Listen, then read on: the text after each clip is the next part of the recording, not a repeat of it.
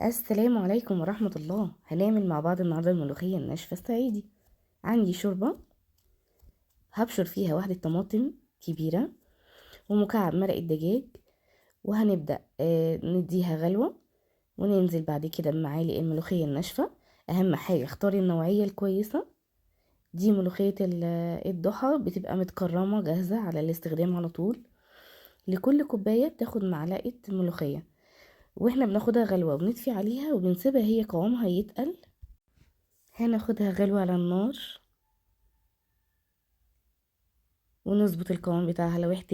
لو احتاجت معانا ملوخية نزود، ما احتاجتش بنسيب القوام خفيف شوية علشان بعد ما بنطفي عليها هي بتتقل.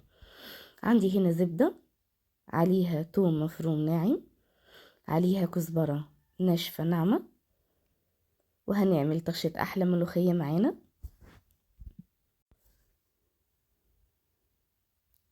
هنحمر التوم بالكزبرة.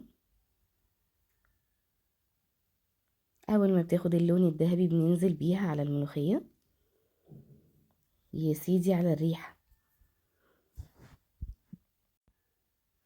وبس كده، هنقلبها مع بعض عشان تاخد طعم التوم ونغرفها. طبعا انا بغرفها بعدها ب10 دقايق علشان تكون وصلت للقوام ده. لو بصينا للفيديو في الاول القوام كان اخف من كده، بعد 10 دقايق بتوصل معانا القوام التقيل ده. يا رب النهاردة اكلتنا تعجبكم، ويا رب تجربوها بطريقتنا.